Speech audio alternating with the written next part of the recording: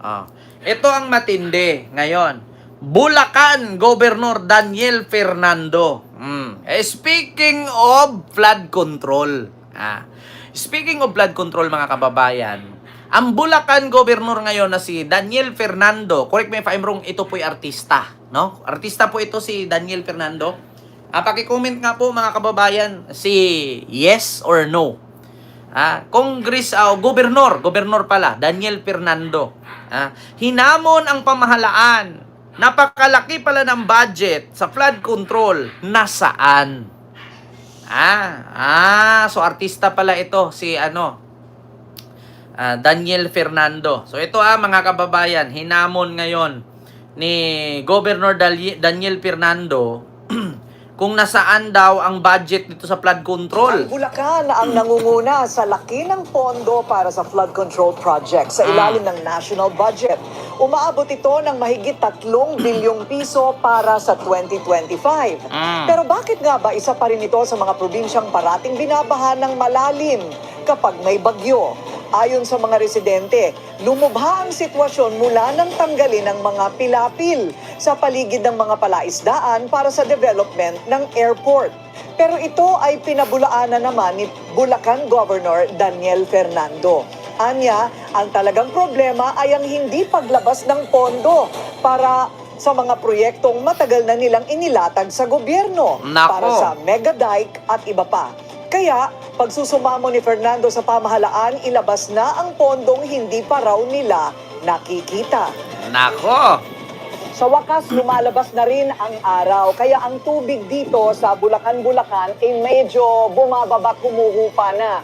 Pero ganun din, ang sabi ng mga residente dito, Sir Roger kapag Ricato, medyo hello po. umulan ng malakas ng sunod-sunod, itong palaisdaan sa aking kanan, naku, aapaw yan ng hanggang halos lagpas tao. Kaya inaanod parati ang kanilang kabuhayan dito.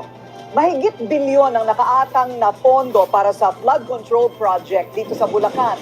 Ano naman kaya ang masasabi ng gobernador tungkol sa kanilang problema at ngayon ay pagsusuri ng Pangulo mismo tungkol sa flood projects sa buong Pilipinas. Ang Bulacan ang isa sa pinakamalaking bahagi ng Luzon.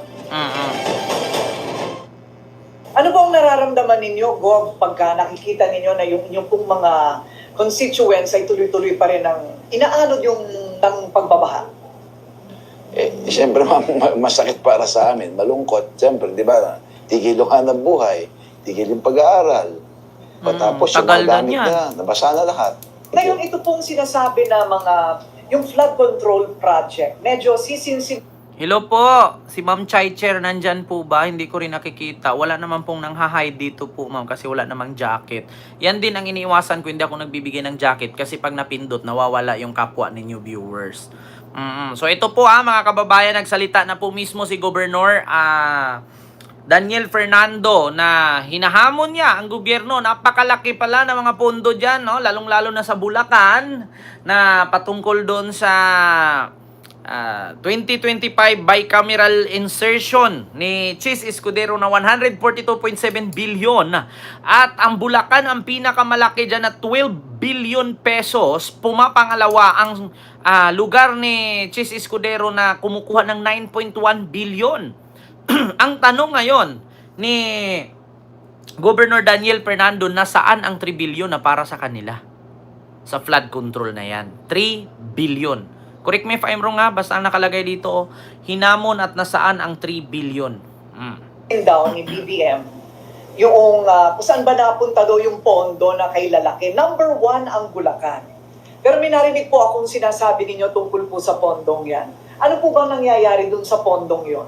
Yung Central Luzon, 9 billion daw yung tagpas. Sa Bulacan po magkano? 3 billion. Sabi ko, kailangan po namin yon. 3 billion. Sa ngayon ay pinangungunahan ni Fernando ang paghahabol ng tulong sa mga binaha. Ang mga bata doon, inanod lahat ang tsinelas, kaya nagdala rin tayo ng sapin sa paa para sa kanila. Dahil po dito sa parang lumalabas na gustong pag-aralan at imbestigahan pa ngayon ng Pangulo ng mga flood control project budget, lalo kayang matatagalan. Hindi daw nakikita. Naka-hide ba si Ma'am Chaichir? Hindi ko makita eh. Sir Jewel. Wala namang nagpindot dito ng hide. Oo. Baka ibang account ang gamit niya po. Sir Joel CG sa Sirisa Force. Ang nakita ko dito si Ma'am Spanish Girl at saka yung isa po. Wala, hindi ko nga makita si Ma'am Chaicher. Ayan. So, Ma'am Chaicher ha, pasensya na, mamaya titignan ko po kung na-hide ka. Kasi actually wala pong naka-jacket po dito. Kaya nga isa sa inano ko talaga na hindi ako magbigay ng jacket kasi nawawala po yung iba. Kasi minsan hindi naman sinasadya na pindot. Kaya hindi ako naglagay ng jacket. Maskin nga basher, hindi ko tinatanggal. Hayaan mo siya dyan. Ma'am Kalapini TV at Sir Joel CG. Ayan. Mamaya po sir, i-check ko po. So yun po ha mga kababayan. Klarong-klaro man po at nakikita nyo naman po. Ngayon, tinanong ni Bulacan Governor Daniel Fernando kung saan napunta ang pondong 3 billion 3 billion na pang flood control. Kasi actually mga kababayan, ako po mismo saksi. Ako mismo saksing buhay.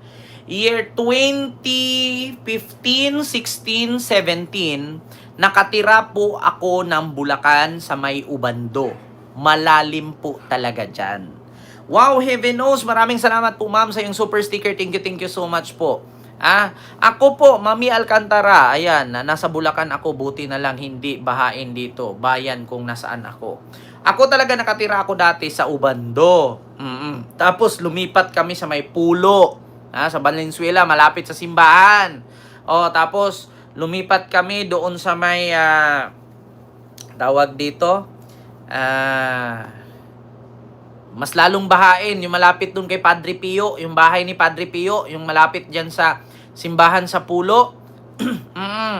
Dyan, nakatira din ako dyan. Basta marami kaming lipat-lipat kami kasi baha nga. Tapos tumira pa kami ng Mikawayan. Malapit sa mall, 'di ba? Ang layo ng kalsada dyan, yung mall, may tulay pa mula sa highway, tatawid ka pang ganun papuntang mall sa may Mikawayan sa Bulacan. Nakatira din kami Bukawi. Diyos ko, naikot namin yung buong kaya sabi ko sa inyo mga kababayan, kunting utot lang, babaha na dyan. Tagal na dyan hanggang ngayon. Magugulat ka nga mga kababayan. Magugulat ka. Marilao. Katira din ako sa Marilao. Marami kong kaibigan mga dentist dyan. Na gumagawa ng brace sa ngipin. Mura lang. Kahit walang clinic. Mga kaibigan ko mga dentist dyan, hindi ko na pangalanan. Diba? Naku, Diyos mio Marimar. Sabi ko nga sa inyo, minsan nga nangunguha kami bangus yan likod sa Pulo. Sa Pulo, Valenzuela, yung, di ba, yung likod ng Pulo, Valenzuela, Bulacan na yan, Ubando na yan dyan. May dyan parang lawa. Diyos ko, magganyan ka lang ng bingwet. Maya-maya, may tilapia, may bangus na. Ay, Diyos mio Marimar, maganon ka pa nga lang ng kanin, puro tilapia na. Sabi ko nga, paghagisan mo lambat, pag-ahon mo, tilapia, kaso lang, lasang burak. Diyan ako lagi dati. Kaya, sabi ko sa inyo mga kababayan, nasaan ang pondo? Kaya nga sabi ni Governor Daniel Fernando, sayang naman yung 3 billion. Di sana kung nandiyan na, nalagyan na yan ng mega dike dyan, hindi na makapasok yung tubig, matutuyo yung bandang di ba? Kasi kung saan yung, correct me if I'm wrong, dagat ba yan dyan mga kababayan o lawa? Kasi pag harangin mo yung harap ng dagat, hindi na papasok ang tubig. Kasi pag high tide lang naman yan, umaangat. Pag low tide, kung taasan mo, hindi na makakalusot. Wala ng tubig. Kung may budget. Ang tanong ngayon, nasaan ang budget na ang sabi ni Governor Daniel Fernando na 3 billion? Nako po. Diba? Mga kababayan, tama po ba tayo? Tama po ba ako? Tagal-tagal na yan. Diyos ko, anong taon pa ako noon? 19 years old. 19, 20, 21. Diyan ako sa Ubando, Bulacan. Tapos, pagka 22 ko, 23, 24, dito na ako sa Maynila. Pagka 25, 26, umuwi na probinsya. 27, balik Maynila. Tapos, wala na. Kasi hindi pa naman tayo matanda. Ang tanong, nasaan? Diba? Nasaan ba kasi? Ang makasagot dyan, bigyan ko eyebrow. Ang makasagot kung nasaan ang pondo na 3 billion sa 12 billion sa Bulacan area o Bulacan region. Bigyan ko ng eyebrow. Diba? Eto, sunod. Mga kababayan, panghuli.